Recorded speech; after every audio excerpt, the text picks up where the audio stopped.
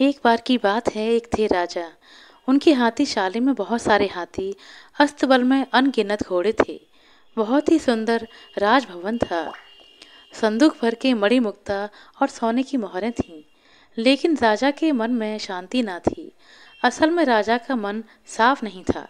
मन में हिंसा की भावना थी। हर समय यही सोचता रहता कि किसके पास से क्या छीन लूं, किस राजा के राज्य पर चढ़ाई कर दूं और उनकी धन संपदा लूट लूं। दान धर्म के मामले में राजा अत्यंत ही कंजूस था। विपत्ति में पड़ने पर जब प्रजा उसके पास आकर रोती, तब भी उसका हृदय नहीं पिघलता। राजा मिजाज से चिड़चिड़ा था। कारण यही था कि उन्हें रात में जरा भी नींद नहीं आती थी। सारी रात आंखें खोलकर आसमान के तारे गिनता। उसके बाद सुबह में उस संख्या को कागज में लिख लेता। इसी प्रकार जो तारे उन्होंने गिने थे, उसका कोई हिसाब नहीं था। राज्य के पंडित डर डर के जी रहे थे। कारण राजा ने उनसे कह दिया था कि जब वे स्वस्थ हो जाएंगे, जब वे फिर रात में सो सकेंगे, तब पंडितों का काम होगा उन संख्याओं का योग करना। तभी पता चलेगा कि आसमान में कितने तारे हैं। लेकिन राजा के स्वस्थ होने के कोई आसार नजर नहीं आ रहे थे। माथे में फूले लगाने, बिस्तर पर चमेली का इत्र छिड़कने अथवा बर्फ के जल से भिगोई पट्टी लगाकर पंखे से हवा करने से भी कोई लाभ नहीं हो रहा था। कोमल तकिए पर सिर रखकर सारी रात राजा डबडबाई आंखों से आसमान को निहारता रहता। हालांकि दोपहर में खाने के बाद बिस्तर में लेटने पर थोड़ी नींद आ जाती थी। इसी तरह दिन पर दिन रात में न सो पाने के कारण राजा अस्वस्थ हो गए और चिड़चिड़े भी हो गए। इसी प्रकार उसका राजकाज चल रहा था। इसी बीच एक दिन राजा का जन्मदिन आया। देश विदेश से अनेक अतिथि बुलाए गए। तरह तरह के आकर्षक उपहार लेकर आए थे। कोई पन्ना लाया था और कोई प्रवाल से सजा मुकुट लाया था। किसी ने गोल गोल सफ़ेद मुक्ता का हार दिया, कोई हीरे का कुंडल लाया और कोई सोने की जरी वाली पोशाक लेकर आया। प्रजागण भी अपने सामर्थ्य के अनुसार कुछ न कुछ उपहार राजा के लिए लेकर आए थे। ऐसे कीमती उपहारों को पाकर राजा उस दिन बहुत खुश हुए। राजसभा में बैठकर सभासदों के साथ हंसी मजाक कर रहे थे। उसी समय वहां एक ब्राह्मण उपस्थित हुआ। देखने में सुंदर, साफ धोती चादर पहने हुए। राजा को हाथ जोड़कर प्रणाम किया। राजा ने पूछा, क्या बात है, क्या चाहिए? ब्राह्मण ने कहा, महाराज, आज के शुभ दिन पर मेरी आपसे प्रार्थना है। प्रार्थना का नाम सुनते ही राजा की भ्रुकुटी टेढ़ी हो गई। फिर भी शांत भाव से बोले, क्या प्रार्थना है? सुनो सुनो तो जरा। ब्राह्मण ने कहा, महाराज, हमारे गांव में एक भी पाठशाला नहीं है। एक पाठशाला की बहुत आवश्यकता है। छोटे छोटे बच्चे बच्चियां नदी पार करके पास के गांव में पढ़ने जाते हैं। शीत ग्रीष्म बरसात में, आंधी तूफान में उन्हें अत्यंत मुसीबतों का सामना करना पड़ता है। यदि आप सहायता करें तो गांव में एक छोटी सी पाठशाला बनवा सकता हूँ। एक तो राजा का जन्मदिन, उस पर विदेशी मेहमान वहां उपस्थित थे, इसलिए राजा ब्राह्मण को निराश नहीं लौटा सके। मंत्री को बुलाकर निर्देश दिया कि ब्राह्मण को 100 मोहरें दे दे। राजा की जय जयकार करते हुए ब्राह्मण वहां से विदा हुए। लेकिन राजा के मन में खुदबदी लग गई। 100 मोहरें चले जाने के दुख में उनके लिए जन्मदिन का आनंद फीका पड़ गया। सारा दिन आमोद प्रमोद में गुजरने के बाद शाम हुई। सूर्य के डूबते ही राजा का मिजाज खराब हो जाता था। थोड़ी देर के बाद ही तो रात हो जाएगी और रात का मतलब पूरी रात जागकर काटना। लेकिन कुछ करने को था ही नहीं। एकदम सफेद बिछावन पर राजा के सोने की व्यवस्था कर दास दासी विदा हुए। विशाल राजमहल में शांति छा गई। हर प्रहर में ड्योढ़ी में लगे घंटे का स्वर और राज प्रहरियों की आवाज के अलावा और कोई शब्द नहीं। तकिए पर सर रखकर राजा लेटा हुआ था। तारों की गिनती शुरू हुई। तारों की गिनती शुरू नहीं हुई थी। मन ही मन प्राप्त उपहारों की गणना और उनका मूल्य निर्धारण कर रहे थे। कितना लाभ हुआ और कितना नुकसान, इसका हिसाब लगा रहे थे। उसी समय हठात सुनाई पड़ी एक चिड़िया की सुरीली आवाज। राजा अवाक रह गया। इतनी रात को कौन सी चिड़िया सुरीली आवाज निकाल रही है? वसंत का समय था। खुली खिड़की से फुरफुर दक्षिण की हवा आ रही थी और उसी के साथ आ रही थी उस चिड़िया की सुरीली आवाज। राजा समझ गए कि उनके बगीचे में कहीं बैठकर चिड़िया सुरीली आवाज में गा रही है। किस पक्षी की आवाज है, राजा नहीं समझ सके, पर उसकी आवाज उन्हें अत्यंत ही मीठी लगी। पक्षी की सुरीली आवाज सुनते सुनते राजा का सारा हिसाब किताब गड़बड़ हो गया। उसके बाद राजा हिसाब करने की बात भूलकर चिड़िया का सुरीला गाना सुनने लगे। धीरे धीरे राजा की दोनों पलकें भारी होने लगीं और उन्हें नींद आ गई। सुबह का प्रकाश शरीर पर पड़ते ही राजा धड़पड़ाकर उठ बैठे। वे आश्चर्यचकित रह गए। सारी रात गहरी नींद में सोए थे वे। खैर, अंततः राजा का अनिद्रा रोग दूर हुआ। अत्यंत प्रसन्न होकर वे स्नान करने गए। तीनों रातों तक ऐसा ही चलने पर हठात राजा के मन में विचार आया कि कहीं उस पक्षी की सुरीली आवाज सुनकर ही मुझे नींद आती है क्या?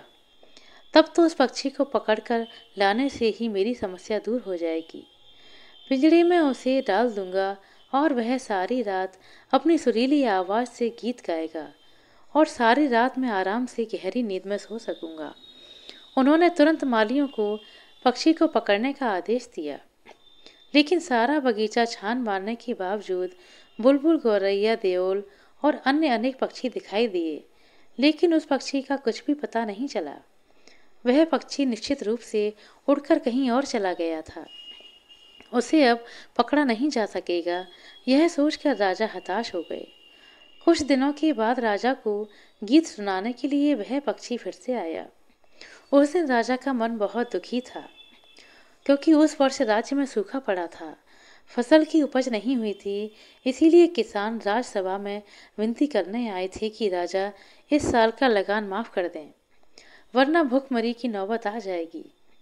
यह सुनकर राजा गुस्से से लाल हो गए।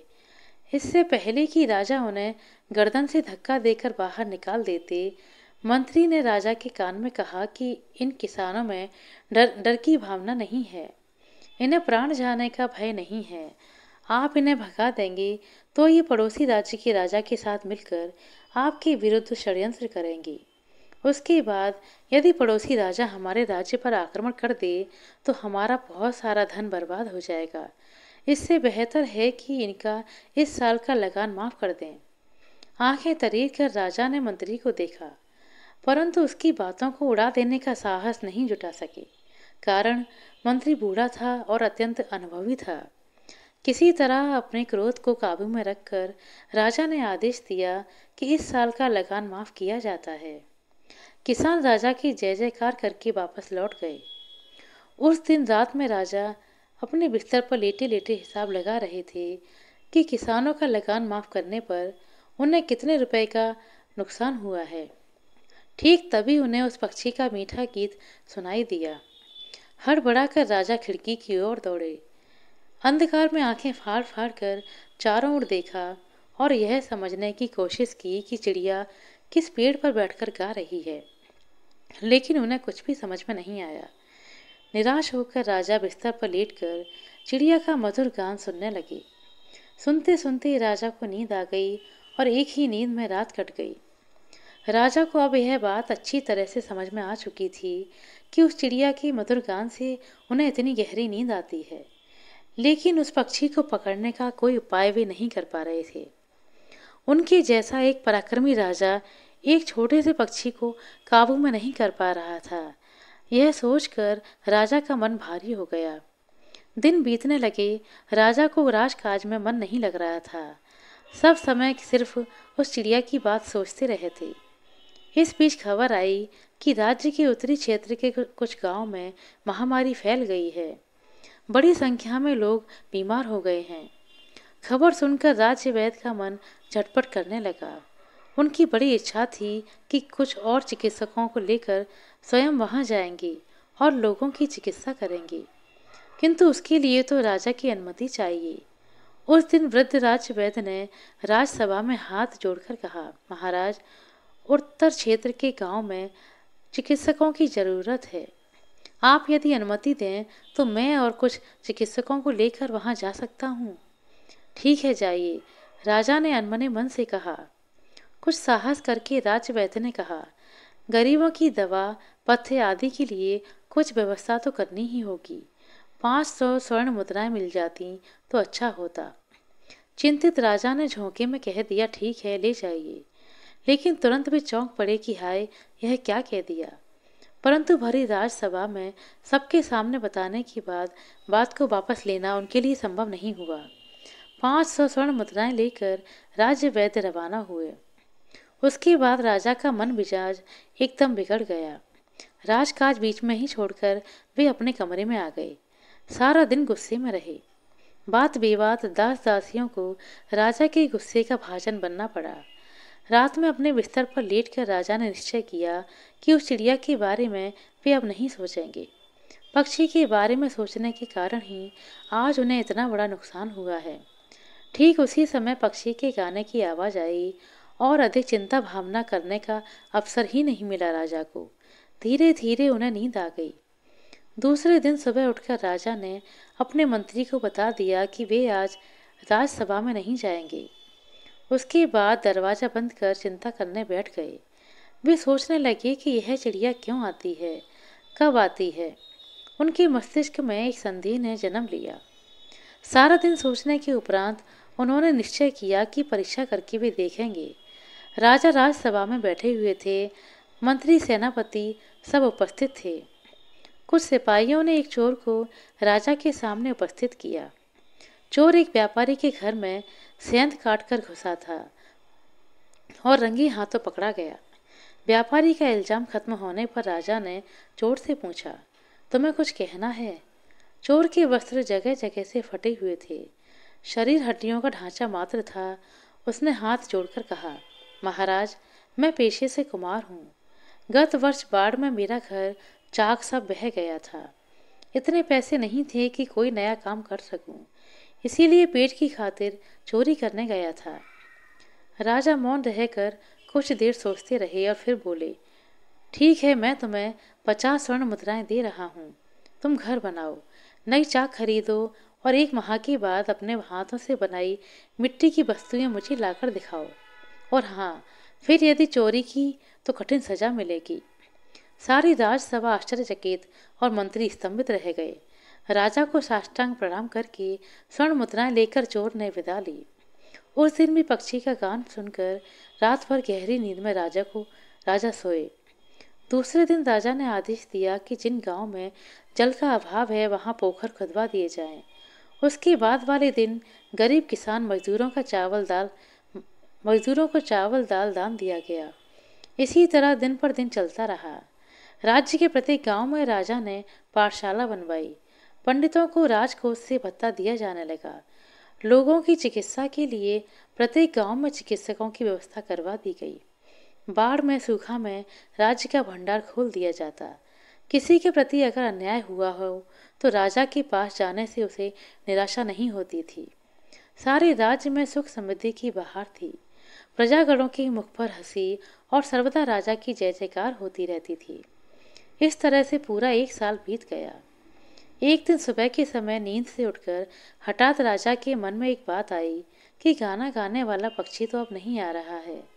अंतिम बार पक्षी ने कब गाना सुनाया था, राजा को याद नहीं आया। असल में सारा दिन प्रजा का अभियोग सुनकर, उनकी समस्याओं का समाधान करके और उनका आशीर्वाद लेकर जब राजा अपने कमरे में जाते थे, तब उनका शरीर अत्यंत थका हुआ और मन शांति से भरा हुआ होता था। बिस्तर पर लेटते ही उनकी आंखों में नींद आ जाती थी। वह पक्षी उन्हें छोड़कर कब दूसरे राज्य के लिए उड़ गया, राजा स्वयं नहीं समझ सके। आशा करते हैं दोस्तों आपको हमारे द्वारा सुनाई गई है कहानी अच्छी लगी होगी। कहानी अच्छी लगी हो तो कृपया लाइक कर दें, शेयर कर दें।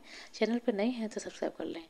अपना कीमती समय देने के लिए बहुत बहुत धन्यवाद। मिलते हैं अगली वीडियो में, तब तक के लिए नमस्कार।